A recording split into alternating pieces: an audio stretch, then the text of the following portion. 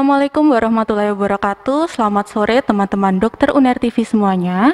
Kembali lagi dalam acara Dokter Uner TV, edisi Dokter Edukasi, Jumat 11 November 2022. Nah, buat teman-teman nih yang belum tahu apa itu Dokter Uner TV, yaitu satu platform edukasi kesehatan dari Fakultas Kedokteran Universitas Airlangga, di mana di setiap minggunya kami akan menyajikan informasi yang menarik seputar kesehatan. Dan juga jangan lupa untuk pantau terus media sosial kami di Instagram @dokterunertv dan @fk_uner dan juga di channel YouTube kami di Dokter Uner TV. Perkenalkan, saya Dr. Ovinada Saputri yang akan menjadi moderator pada kegiatan sore hari ini. Dan juga saya ditemani oleh seorang narasumber yang luar biasa. Beliau ini adalah seorang staf pengajar sekaligus dosen di Fakultas Kedokteran Universitas Airlangga. Beliau adalah Dr. Tutik Kusmiati, spesialis paru konsultan. Nah, langsung saja nih, tanpa berlama-lama lagi, kita sambut beliau yang saat ini sudah hadir di tengah kita semuanya. Selamat sore, Dr. Tutik. Selamat sore pendengar semuanya. Ya, baik Dokter Tutik, gimana kabarnya hari ini dokter? Baik, alhamdulillah. Alhamdulillah baik dokter ya, dan sehat selalu ya dokter Ya, ya. alhamdulillah, semoga teman-teman juga sehat semua ya. Ya, amin ya robbal alamin. Ya dokter, sebelumnya saya mengucapkan terima kasih banyak dokter karena telah menyempatkan waktunya untuk hadir di tengah-tengah teman-teman Dokter Uner TV semuanya untuk memberikan informasi seputar kesehatan, terutama tentang topik kita hari ini ya dokter ya, yaitu siap. mengenai pneumonia ya dokter ya. Baik. Nah, langsung saja nih teman-teman, tanpa berlama-lama lagi, kita di sini akan membahas suatu topik yaitu tentang pneumonia. Seperti judulnya yang kita ketahui yaitu kenali dan cegah pneumonia. Nah, kira-kira nih dokter, dari penyakit pneumonia sendiri ini tuh penyakit apa ya dokter ya? Apakah ini adalah suatu penyakit yang berbahaya dokter? Ya. Sebelum kita ke apa itu pneumonia, perlu saya sampaikan bahwa pneumonia ini adalah merupakan salah satu penyakit infeksi yang terbanyak yang menyebabkan kematian. Jadi dia cukup meningkatkan angka mortalitas yang tinggi dan merupakan salah satu dari 10 penyakit terbanyak yang indikasi untuk opname. Ya. Sedangkan pneumonia sendiri adalah suatu peradangan akut dari infeksi parenkim paru yang disebabkan oleh mikroorganisme.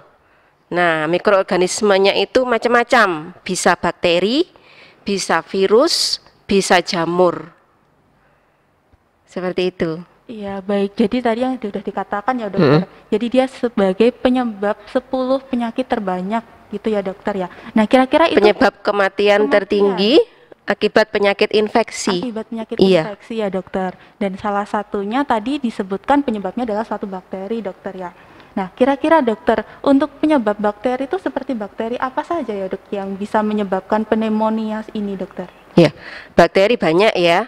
Untuk detailnya perlu kita lakukan pemeriksaan. Tapi yang penting buat masyarakat adalah bakteri itu ada di mana-mana.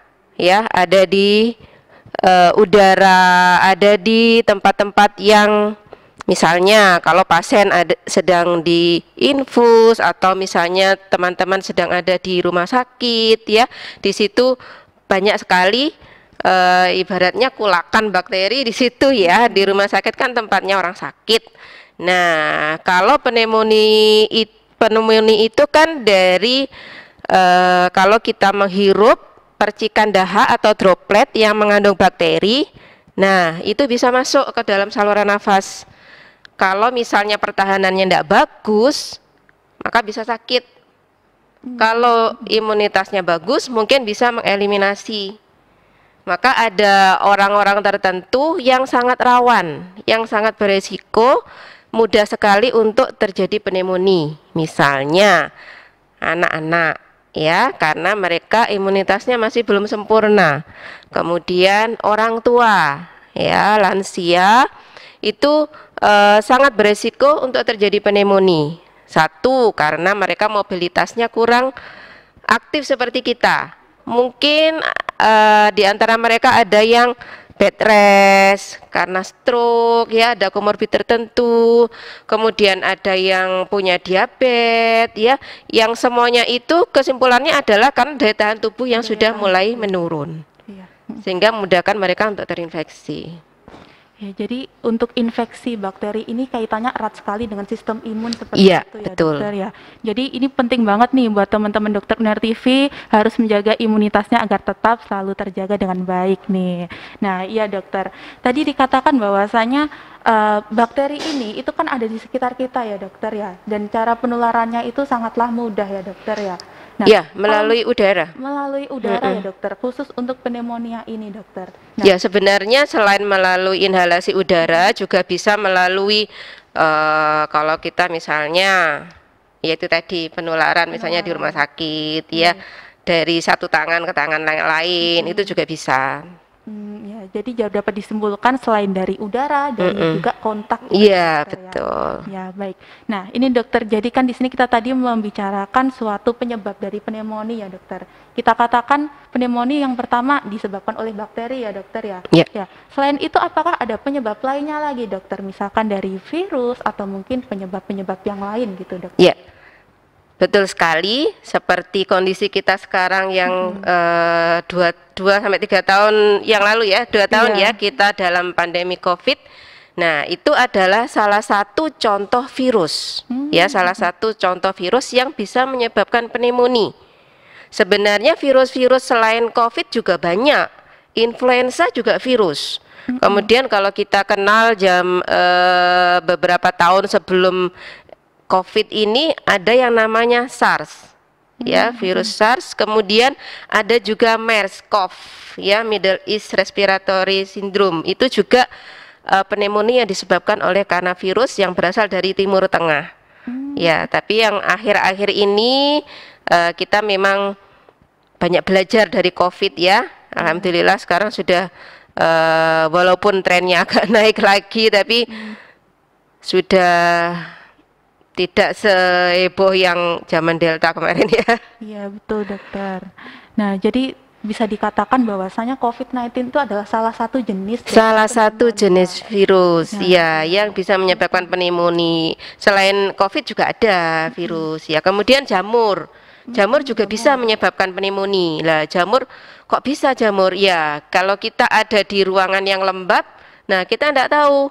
Mungkin di plafon-plafon yang ini ya, yang rusak, yang lembab, apalagi sekarang musim hujan ya, itu harus hati-hati karena suka ditumbuhin jamur. Nah itu bisa mengeluarkan spora-spora ya, sporanya itu konidianya bisa terhirup oleh kita dan itu bisa menyebabkan pneumonia jamur ya. Kalau pneumonia jamur ya nanti terapinya pasti akan berbeda dengan bakteri maupun virus. Jadi kita harus jeli untuk menentukan ini penyebabnya apa, karena nanti terkait dengan tata laksana berikutnya. Ya. Baik dokter, jadi gitu ya teman-teman ya, apa yang sudah kita bahas ini tadi ya. Jadi sejauh ini yang kita ketahui bahwasanya pneumonia itu disebabkan oleh pertama karena bakteri, virus dan juga jamur dokter. Nah dokter, biasanya nih dok, kadang tuh orang itu misalkan ada di tempat-tempat yang maaf ya dokter yang kotor, debunya banyak, kadang ngerasa kayak oh saya kok batuk-batuk gitu, ngerasa dadanya sesak gitu. Itu mungkin nggak sih dok, pneumonia juga disebabkan oleh debu-debu yang kotor atau mungkin paparan-paparan zat tertentu gitu dokter? Ya, jadi sebenarnya tadi yang disampaikan, kita kalau menghirup sesuatu kemudian terjadi batuk, itu sebenarnya alarm yang alami dari tubuh kita, dan kita harus bersyukur masih punya refleks batuk. Coba bayangkan kalau kita tidak punya refleks batuk, ya kan? Maka udara yang kotor tadi akan masuk dan kita tidak berusaha untuk mengeluarkan karena ketidakmampuan refleks batuknya nggak ada. Nah karena dia sudah masuk ke saluran nafas, dia terus ke saluran nafas sampai ke ujungnya. Jadi bayangkan kalau saluran nafas itu seperti pipa ya, seperti pipa, kemudian dia masuk ke dalam paru yang lebih jauh lagi, bercabang-cabang kecil-kecil sampai menemukan suatu ujung. Ujungnya itu namanya kantong udara. Dalam istilah medisnya disebut alveoli. Nah, disitulah akhirnya terjadi proses infeksi. iya, infeksi dari parenkim paru, di situ terjadi keradangan. Nah, akhirnya terjadi bisa ada cairan atau nanah di situ. Itu yang menyebabkan seseorang itu batuk, sesak, bahkan ada nyeri dada. Nah, kalau kita lihat di gambar ini ya, itulah gambaran paru kita ada dua, kanan kiri, kemudian itu ada bronkus ya, saluran nafas. Saluran nafas dari mulai tenggorokan itu kemudian cabang menjadi dua, bronkus kanan, bronkus kiri. Nah, itu kan cabangnya banyak. Iya. Ini ujungnya ada apa enggak ada? Yaitu itu ujungnya adalah kantong udara yang kita sebut alveoli. Ini kan tempat untuk bertukarnya oksigen CO2 ya, yang oksigen diserap ke dalam tubuh, disalurkan ke seluruh organ, sedangkan CO2-nya dikeluarkan keluar tubuh ya. Nah, kalau terjadi peradangan, maka coba kita lihat itu bahwa kantong udara itu sudah beralih fungsi, diisi oleh suatu cairan ya. Cairannya bisa nanah itu ya. Kalau seperti itu akan mengganggu fungsi pernafasan, terutama fungsi dari pertukaran oksigen CO2-nya sudah nggak ada lagi tempatnya ya. Kalau sudah seperti itu, nah itulah yang menyebabkan orang akhirnya menjadi sesak nafas. Jadi sesak nafas.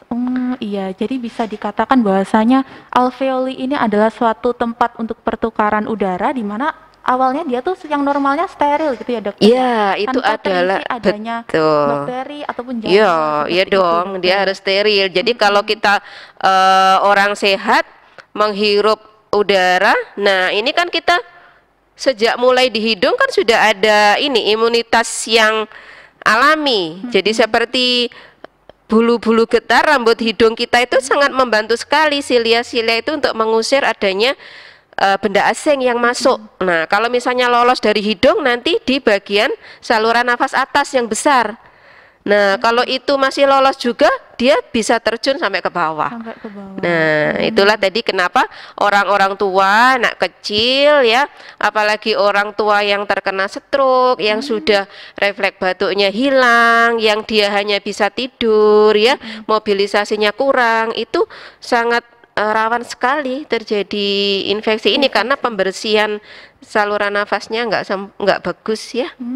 Iya, iya. Nah, begitu ya teman-teman ya. Jadi kalau misalkan kita merasakan batuk atau mungkin kalau misalkan sampai hidung tuh biasanya bersin gitu ya, Dokter. Ya. Bersin-bersin gitu. Itu merupakan suatu alarm gitu ya buat kita bahwasanya ada sesuatu yang tidak beres gitu ada ya, yang tidak beres. dalam Ada saluran tamu pernafasan. asing yang tidak diundang, tamu tidak diundang yang masuk ya.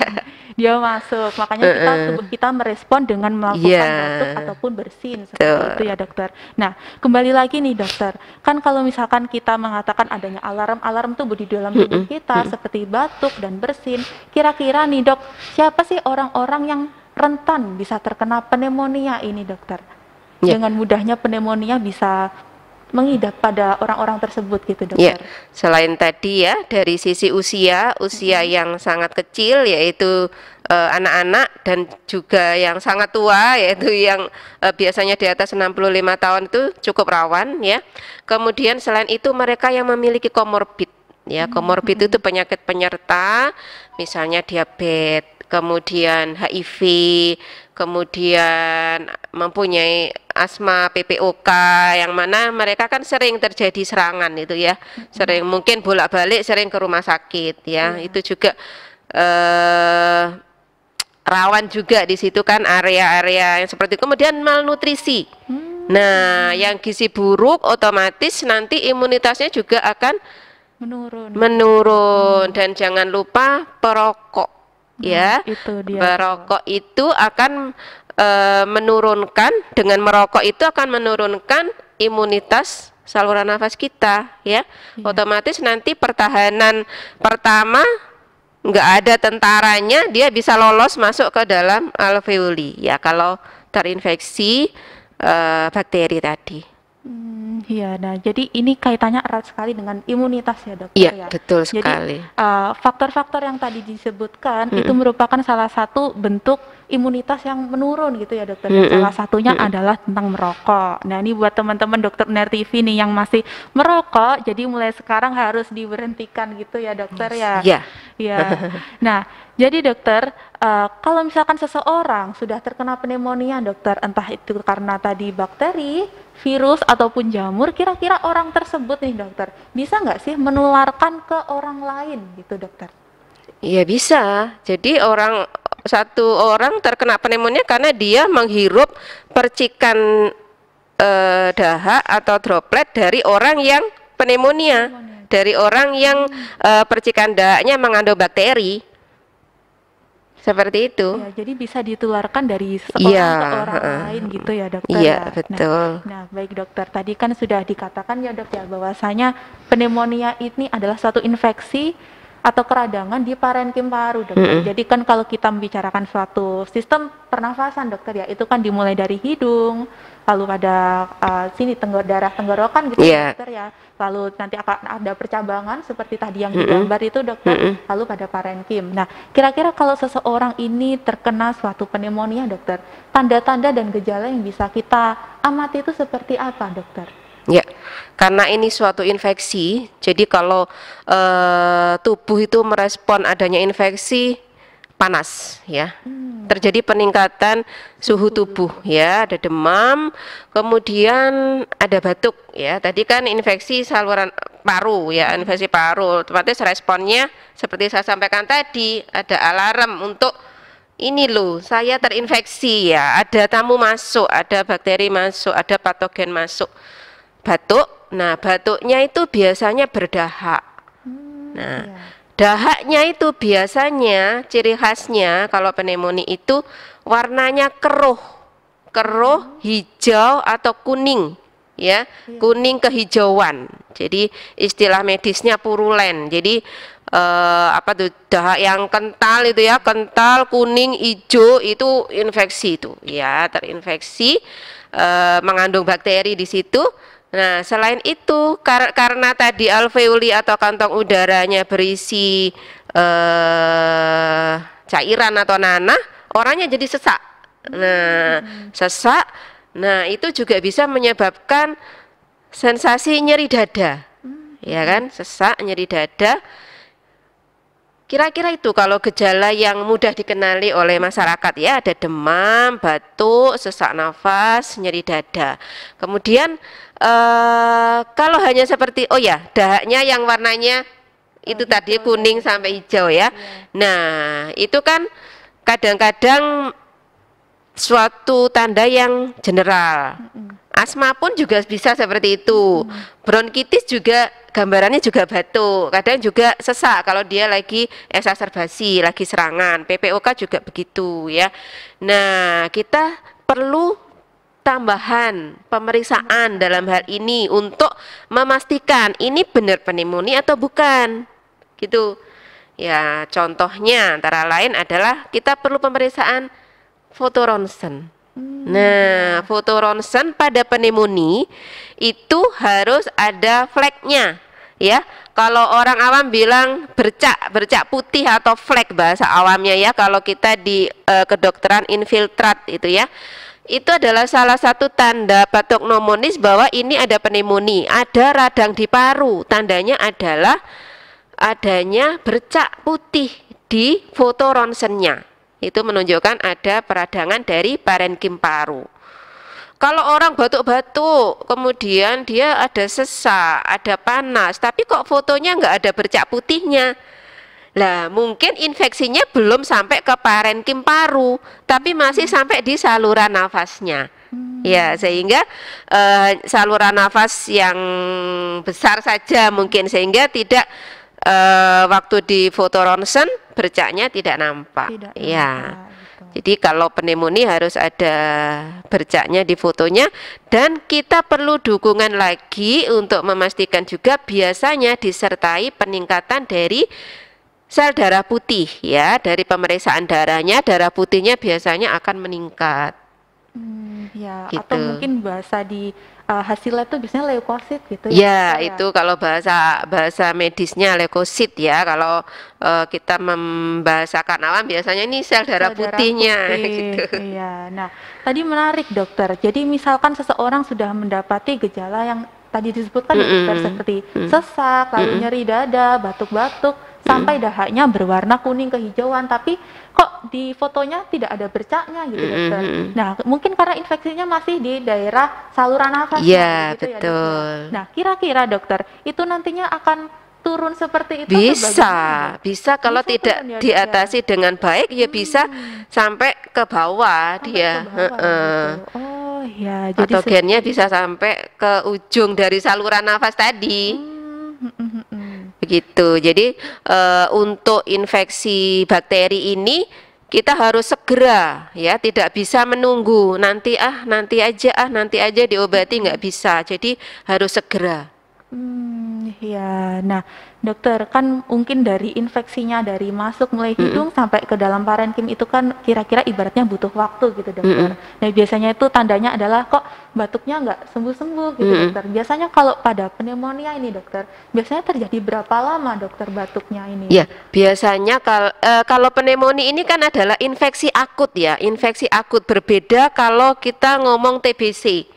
Kalau TBC itu adalah infeksi kronis. Kronis berarti dia batuknya lebih dari 2 minggu. Dikatakan kronis lebih dari 2 minggu, tidak sembuh-sembuh dengan obat standar ya. Nah, kalau pneumonia ini akut, 1, 2, 3, 4 hari seperti itu batuk. Nah, itu segera kita ini biasanya ada panasnya. Makanya begitu ada batuk, panas, sesak, segera lakukan pemeriksaan tadi. Ada bercaknya enggak di fotonya? Bagaimana leukositnya? Nah, itu kita kalau misalnya oh ya ini diagnosisnya pneumonia. Oke, nanti segera harus kita lakukan tindak lanjut. Tindak lanjut Ya, ya. harus segera. Nah, kalau misalnya oh ternyata ini enggak bercaknya bukan pneumonia nih, bercaknya TB misalnya, itu nanti dia beda lagi pendekatannya. Kita perlu pemeriksaan beda lagi. Untuk pneumonia pun juga butuh pemeriksaan dahak ya, pemeriksaan riaknya. Sama seperti TBC, cuman jenis pemeriksaan yang dilakukan berbeda. Berbeda. Oh ya. Nah, jadi yang namanya suatu imaging ya dokter, maksudnya foto rongsen itu Iya. tadi ternyata tuh gak beda gambaran, beda penyakit begitu ya dok ya? Ya, sehingga kita tidak boleh menggunakan satu alat itu untuk satu-satunya ini ya. Jadi berbagai macam modalitas untuk diagnosis kita gabung jadi satu, kita simpulkan. Jadi klinisnya begini, batuknya baru 2 hari, tapi sudah panas, batuk, sesak. Nah, kalau TBC biasanya tidak seperti itu. Biasanya dia batuk lama, jarang terjadi sesak kecuali dia ada komplikasi, artinya TBC-nya berat, terjadi komplikasi setelah batuk berbulan-bulan nggak diobati, komplikasi ada paru-parunya terisi cairan baru dia sesak misalnya. Tapi kalau pada pneumonia mekanismenya sesak terjadi seperti tadi tuh, seperti digambar. Jadi itu tidak butuh waktu yang lama, sebentar aja, akut ya, kurang dari 2 minggu. Ya, pasti sudah ada gejala sesak Iya, gitu ya dokter. kurang dari 2 minggu harus segera di Harus ini segera ya. diikutkan. Intinya jangan nunggu-nunggu lah. Nah, ya menarik sekali dokter. Nah, tadinya kan berarti kita tidak bisa mengandalkan hanya satu modalitas diagnostik begitu ya dok ya. Jadi tidak bisa hanya dilakukan pemeriksaan imaging saja nih teman-teman atau pemeriksaan rongsen, tetapi juga harus dilakukan pemeriksaan lain seperti pemeriksaan dahak. Nah, kembali lagi nih dokter. Tadinya kita kan membahas tentang pneumonia, tentang diagnosisnya gitu ya dok ya, sampai kita membahas suatu diagnosis dengan alat-alat tertentu seperti hanya rongsen atau mungkin pemeriksaan dahak.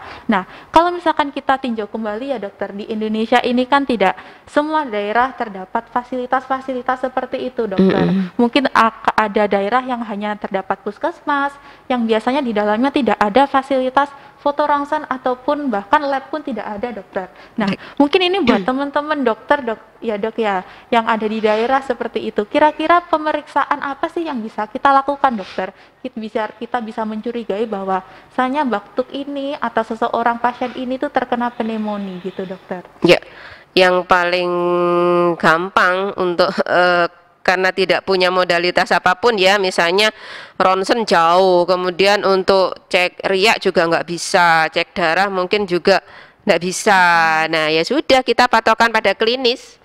Nah karena ini suatu infeksi, jadi klinisnya ya ada demam, kemudian kan kalau mau mendiagnosis ini mungkin pneumonia ya, ini berarti dia batuk, ada batuknya, dahaknya itu tadi warnanya berubah, bukan bening tapi sudah keruh, kuning, hijau gitu ya.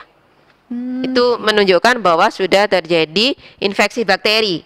Nah paling tidak bisa memberikan pertolongan pertama ya. Pertolongan pertama namanya infeksi bakteri, obatnya adalah antibiotik. Ya, di sini bedanya. Nanti kalau kita bicara COVID, obatnya bukan antibiotik, tapi antivirus gitu. Ya, kalau pneumonia bakteri, obatnya adalah antibiotik gitu. Iya, jadi berbeda penyebab dan itu berbeda pengobatan juga. Betul. Cuman yang jadi masalah adalah gejalanya hampir sama. Ya, untuk COVID pun juga pasien demam, pasien batuk. Cuman kalau COVID biasanya khasnya adalah batuknya batuk kering, ya, batuk kering. Apakah pasien dengan pneumonia COVID tidak boleh ada pneumonia bakterial? Bisa. Pasien sudah pneumonia COVID positif, kemudian ditambahi infeksi bakterial numpang, jadi double. Satu orang penderita mendapat infeksi COVID juga mendapat infeksi bakteri juga bisa. Justru ini yang menyebabkan seseorang itu prognosanya jelek. Jadi outcome-nya jadi kurang baik, ya, sering menjadi berat karena ada infeksi bakterial yang menunggangi gitu. Itu ya. Nah ya, jadi nanti maksudnya prognosis di sini adalah harapan kesembuhan dari pasien begitu ya? Iya, harapan kesembuhannya berbeda kalau dia COVID sendirian, pneumonia COVID sendirian. Pastilah, kan satu penyakit sama ditumpangi dua penyakit pasti melawannya harus lebih kuat ya. Tergantung seseorang itu imunitasnya mampu nggak dia melawan dua patogen sekaligus gitu. Kira-kira apa, dokter, yang menyebabkan kok seseorang yang sudah terkena COVID tiba-tiba ditumpangi oleh infeksi bakteri gitu? Ya kan dia juga nafas di udara, udaranya kan nggak tahu, udaranya nggak bilang-bilang kalau ada mengandung bakterinya toh, ya kan dihirup aja toh. Iya, jadi itu nah tergantung nanti pertahanan saluran nafasnya mampu nggak dia membunuh itu secara alami. Kalau nggak mampu ya dia akan terus berjalan sampai ke ujung bawah saluran nafas, yaitu alveoli tadi. Ya, terjadilah infeksi pneumonia. Ya, jadi itulah pentingnya kenapa kita harus pakai masker ya, dokter ya. Ya, ini adalah satu hal yang patut kita syukuri dari COVID ya. Setelah ada COVID kan kita semua jadi terlindungi ya dari COVID sendiri, dari pneumonia bakteri, dari TBC juga ya. Itu. Jadi jangan lengah maskernya. Iya, betul. Oh ya, satu lagi sebelum saya lupa, tadi kan kita sampaikan bahwa jaringan paru itu adalah jaringan yang steril ya. Parenkim paru itu adalah area steril. Tidak boleh benda asing masuk. Nah, tadi kan kita sudah ngomong yang masuk adalah bakteri, virus, jamur. Ada satu lagi yang lupa, makanan. Nah, kesedak makanan.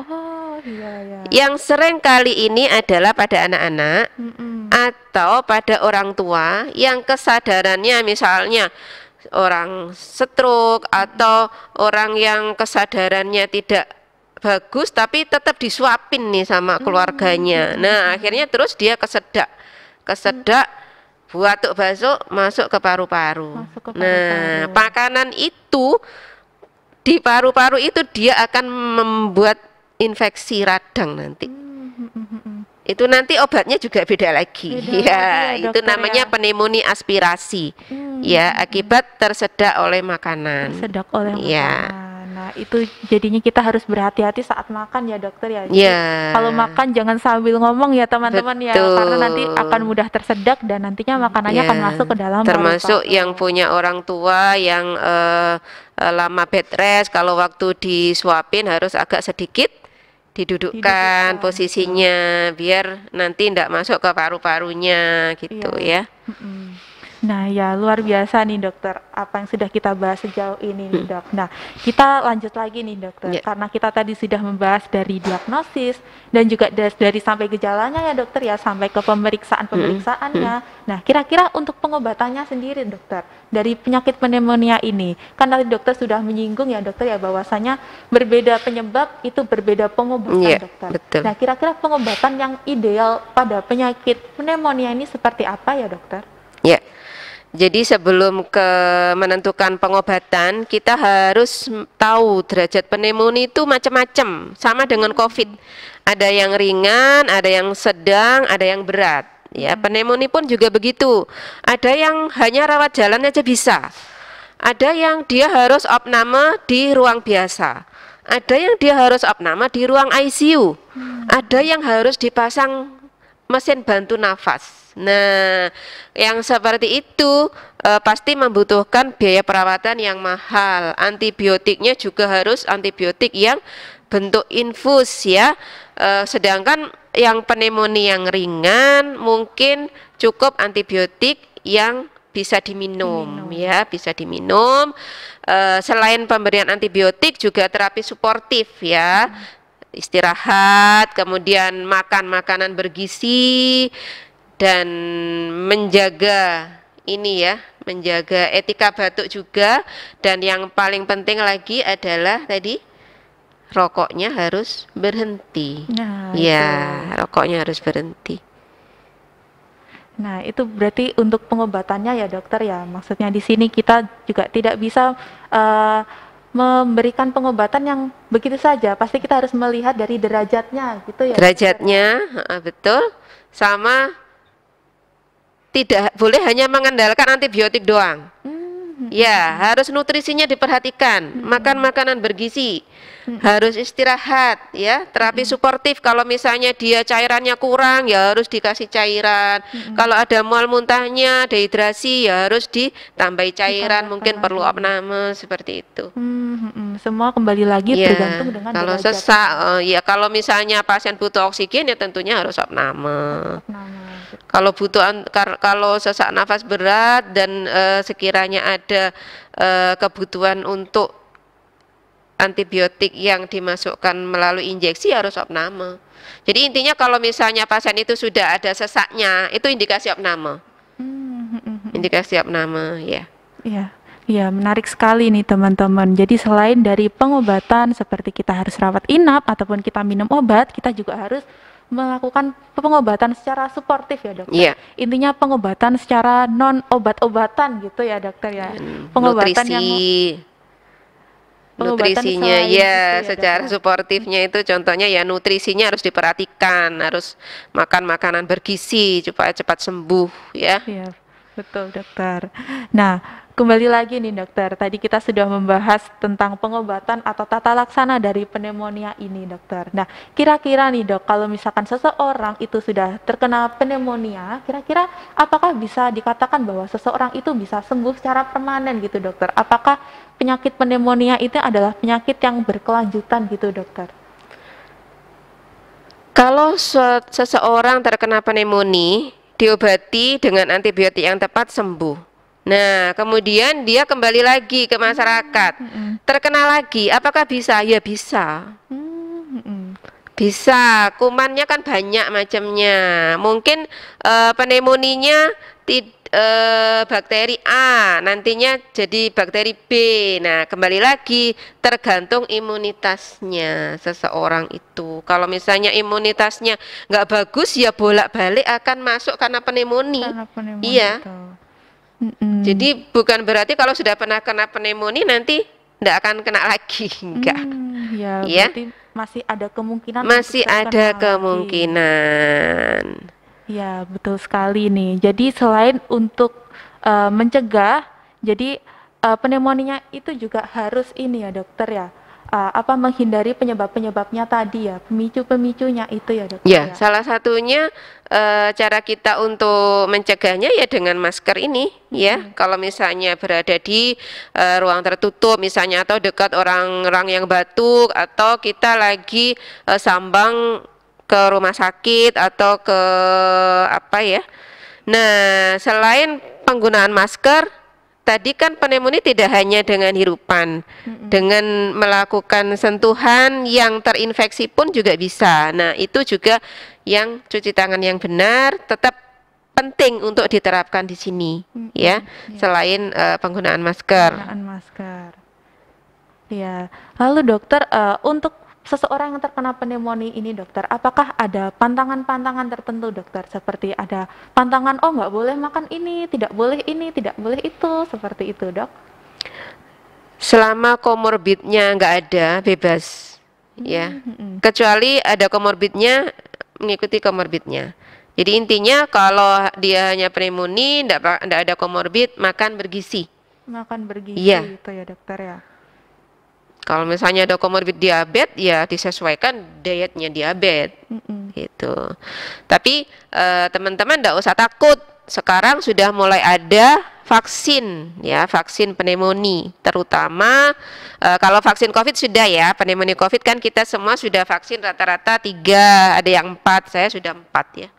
Nah, kemudian untuk pneumonia bakteri sendiri juga sudah ada vaksinnya. Cuman ya masih terbatas ya.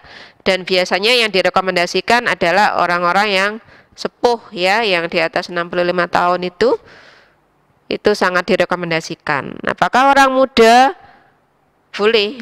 Ya, di atas 18 tahun boleh, tapi yang paling direkomendasikan adalah yang terutama yang usia tua karena rentan ya, rentan untuk terjadi infeksi pneumonia ya, sehingga perlu divaksin ya. Kita juga ada vaksin influenza kan kalau nggak salah ya, sudah ada vaksin influenza selain vaksin COVID ya. Iya.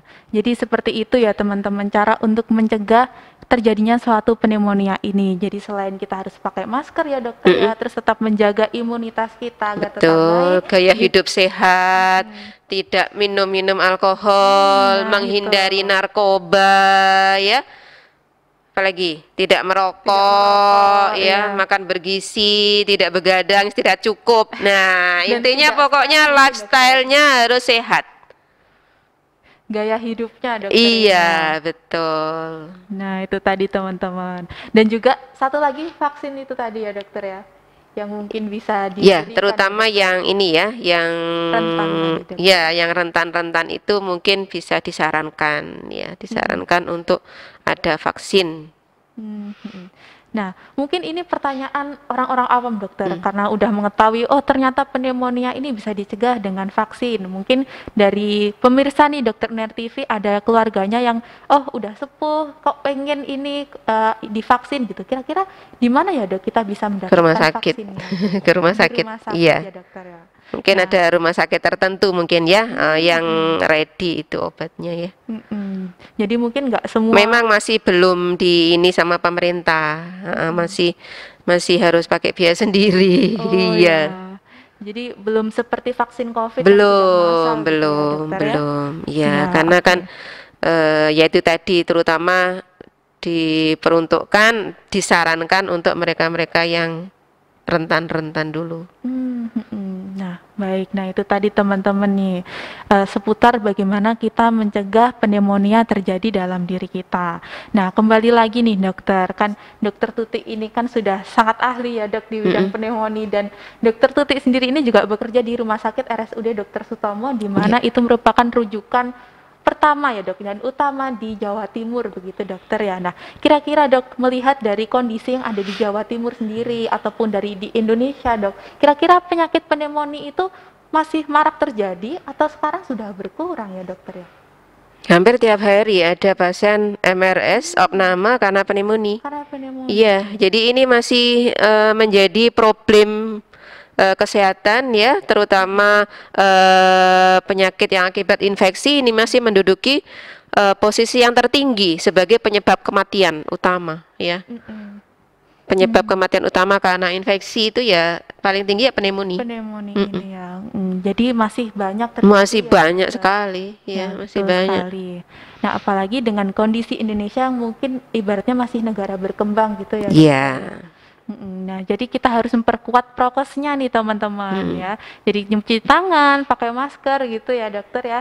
Oke, nah terus saya tertarik ini dokter. Salah satu faktor resikonya tadi yang disebutkan adalah merokok dokter. Nah, padahal kan kita tahu sendiri bahwa sekarang tuh sedang ngetren ibaratnya istilahnya tentang nge-vape dokter. Nah, nge-vape kan Sama juga sama dihirup saja. itu. Sama saja ya, Dok? sama saja. Iya, karena Sama, mungkin tidak boleh ya, sama saja karena dia juga racun ya. iya, karena mungkin kan obrolan yang ada di luar sana itu Ya, mengatakan, oh nge-vape itu tidak enggak. terlalu bahaya Nanti gitu ya. mungkin next bisa diangkat Oh, ya benar untuk sekali. bahan Bahan perbincangan topik lagi ya, bisa diangkat khusus vape ya. vape Tapi gitu ya, intinya Dok, ya. itu adalah sama-sama bahayanya ya. Sama-sama ada dampak buruknya gitu. Iya, sama-sama menghirup racun. Sama Iya. racun. Malah mungkin lebih bahaya kalau yang vape yang dikasih aroma stroberi kan tambah senang dihirup terus. Iya, ini dok makin ada rasanya, Iya, makin banyak. ketagihan, dokter ya. Iya, Oh luar ya, biasa satu sekali. lagi sebelum saya lupa, tadi kan sudah saya sampaikan bahwa ini adalah pengobatannya pengobatan pneumonia bakterial ini adalah antibiotik. Nah, ini jangan salah kaprah ya, minta tolong masyarakat harus bijak. Antibiotik ini tidak boleh beli sendiri ya, harus atas resep dokter. Jadi jangan ngobati sendiri dengan antibiotik. Kenapa? Bahayanya apa? Karena bisa memicu resistensi, membuat kebal ya. Kalau sering beli antibiotik sendiri di warung ya, begitu kena sakit beneran yang serius, antibiotiknya sudah habis karena udah kebal. Karena sudah sering menggunakan antibiotik yang tidak sesuai indikasi. Jadi hentikan untuk membeli antibiotik sendiri di toko atau di apotek, toko obat atau apotek ya. Biarkan dokter yang meresepkan ya. Itu kita sekarang sedang memerangi era resistensi bakteri ya, karena itu akan merugikan kita sendiri. Kalau banyak antibiotik yang kebal nanti nggak ada obatnya. Sedangkan pneumonia itu obatnya ya harus antibiotik. Kalau antibiotiknya habis terus mau diobati apa? Iya, betul kan? sekali ini dokter. Jadi memang ibaratnya antibiotik itu sebagai pistol gitu ya dok, senjata untuk memerangi penyakit pneumonia ini dokter. Nah, luar biasa sekali. Nah, dokter, tadi kan COVID ini kan salah satu bagian dari pneumonia ya dok ya. Kemarin waktu zaman-zaman pandemi itu dok, itu sangat marak sekali seorang membicarakan yang namanya long COVID dokter. Jadi ibaratnya suatu penyakit yang menyebabkan timbulnya penyakit ini, penyakit itu gitu dokter. Ibaratnya seperti komplikasi gitu dok. Nah, kira-kira pada pneumonia ini, apakah juga bisa menimbulkan hal-hal seperti itu dokter? Sangat bisa. Dan Sangat komplikasi bisa. pneumonia inilah yang seringkali menyebabkan kematian ya. Antara lain komplikasinya adalah akan terjadi sepsis. Sepsis itu apa? Jadi kalau infeksi bakteri hanya di paru itu kan berarti infeksinya lokal. Tapi kalau infeksi lokal ini tidak tertangani dengan baik, dia akan menyebar sistemik ke seluruh tubuh. Itu namanya sepsis. Kalau sudah begitu, nanti akan banyak organ-organ yang terdampak. Ginjalnya jadi rusak, livernya juga tidak berfungsi ya. Itu semua berkontribusi terhadap outcome pasien bisa semakin menjelek dan bisa berakhir dengan kematian. Nah, selain infeksi yang menyebar menjadi sepsis, dia juga bisa menyebabkan gagal nafas. Jadi kalau luas sekali kantong udara yang terdampak tadi ya, semuanya yang mayoritas terisi apa tuh tadi? Eksudat itu ya dokter ya. Bahasa awamnya apa? Iya, nanah cairan gitu, atau nanah cairan. di kantong udaranya. Lah, akhirnya kan pasien sesak. Tidak ada yang oksigennya yang diterima oleh tubuh kurang. Ya, kekurangan oksigen itu menyebabkan gagal nafas sehingga pasien harus diberi oksigen. Oksigen mungkin kalau yang mulai 2 liter, kemudian 4 liter sampai 15 liter masih belum mencukupi, pasiennya masih sesak, dia harus dibantu oleh mesin ventilator, Ventilator. ya, alat bantu nafas. Nah, itu juga tidak banyak ya Betul. jumlahnya rumah sakit yang punya itu. Bayangkan kalau pada saat seperti itu ventilatornya habis. Jadi Hmm, gimana? Itu kan? iya. Jadi ya ini juga gagal nafas juga termasuk resiko yang menyebabkan perburukan sampai meninggal Sampai ya. meninggal dokter. Selain itu, nah tadi kan kantong udara yang ada cairannya. Nah, itu bisa berkomplikasi apalagi ini menjadi nanah kayak bisul ya. Mm-mm. Jadi kayak ada abses di parunya, itu namanya abses paru akibat komplikasi pneumonia yang tidak teratasi dengan baik. Ya, ibaratnya bayangkan bisul tapi ada di dalam paru, coba. Hmm, Ya kan? Yaitu biasanya beberapa komplikasi. komplikasi ya. Mm-mm. Biasanya bisul yang ada di kulit saja tuh bisa menimbulkan nyeri gitu ya dok. Iya, Apalagi ini apalagi bisulnya ada ada di di dalam paru-paru. paru. Nah Iya. itu tadi nih teman-teman. Jadi dari infeksi lokal ibaratnya dari infeksi kecil itu bisa menyebar menjadi infeksi yang di seluruh tubuh. Sehingga infeksinya tuh bisa menyebar kemana-mana Ya, ya dok ya. sehingga memang harus segera ditangani. Pneumonia ini Nah ya. tidak bisa ditunda-tunda, harus segera ditangani. Segera ditangani. Nah, oke dokter. Mungkin ini pertanyaan terakhir dokter. Ya, Misalkan ini teman-teman dokter UNER TV yang ada di rumah ini sedang menonton, lalu kok dia merasakan ada keluarganya atau kerabatnya atau mungkin orang tuanya kok merasakan gejala yang seperti ini dokter. Kira-kira apa yang perlu segera mereka harus lakukan? segera ke fasilitas kesehatan ya. Mm-mm. Temui kalau misalnya tidak bisa ke rumah sakit ya ke Ke puskesmas atau puskesmas. ke klinik ya Mm-mm. biar dilakukan anamnesis apakah mengarah ke pneumonia, kemudian mungkin butuh pemeriksaan penunjang yaitu berupa foto ronsen dan pemeriksaan darah. Ya, jadi jangan takut-takut untuk ke dokter ya Iya, teman-teman ya, karena dengan ke dokter kita bisa mengetahui penyakit itu lebih cepat, seperti itu betul. ya dokter ya. Dan semakin cepat ditangani suatu penyakit, maka hasilnya juga semakin baik ya Oh ya, dokter ya. pasti itu akan menurunkan resiko kematian. Betul Ya. sekali ya.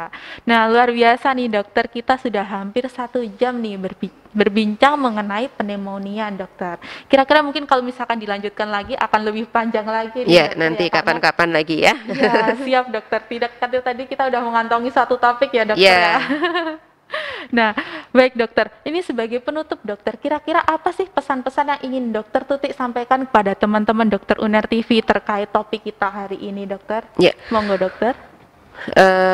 Baik teman-teman semuanya, sebagai peringatan Hari Pneumonia sedunia ya, saya ingin mengingatkan bahwa pneumonia masih menjadi masalah kesehatan yang utama dan sangat-sangat penting sekali. Kita harus ingat bahwa angka kematian pneumonia di negara kita tuh masih tinggi. Tidak hanya negara kita, hampir seluruh negara di dunia masih cukup tinggi angka kematian akibat pneumonia. Sehingga untuk menurunkan resiko itu, begitu ada gejala pneumonia, mari kita semua deteksi dini ya, deteksi dini, jangan menunggu waktu, jangan menunggu parah. Segera periksakan ke dokter, ke klinik atau ke fasilitas kesehatan terdekat Anda apabila mendapati gejala-gejala akut infeksi pernafasan. Terima kasih, itu aja mungkin. Oh iya, terima kasih dokter atas Ya. pesan-pesannya. Jadi izin menambahkan kembali, mengingatkan jika teman-teman mungkin ada keluhan, ada gejala, itu jangan takut untuk segera mencari fasilitas kesehatan ya dokter ya. Intinya seperti itu dan juga jangan lupa untuk tetap menjaga protokol kesehatan dan menjaga kesehatan tubuh sendiri. Nah, baik dokter, ini sudah di penghujung acara, Ya, maka izinkan saya menutup acara gitu dokter ya. Karena silakan. saya Terima senang kasih. sekali hari ini diberikan kesempatan untuk berbincang dengan dokter Tutik terkait Sama-sama. dengan pneumonia ini. Jadi Ya. ini sekarang dokter UNER TV, teman-teman dokter UNER TV sudah pada tahu nih dokter, tentang apa sih itu pneumonia dan bagaimana sih cara mencegahnya. Begitu nggih dokter? Ya. Ya, dan juga saya kembali lagi kepada teman-teman dokter Uner TV. Saya mengucapkan terima kasih banyak karena sudah menonton kami dari awal hingga akhir, dan semoga apa yang sudah kami sampaikan dan Dokter Tuti sampaikan mengenai topik kita hari ini memberikan manfaat pada kita semuanya. Saya Dr. Alvina Dasaputri dan mewakili segenap tim yang bertugas. Mohon maaf apabila ada kesalahan. Terima kasih dan wassalamualaikum warahmatullahi wabarakatuh. Waalaikumsalam warahmatullahi wabarakatuh.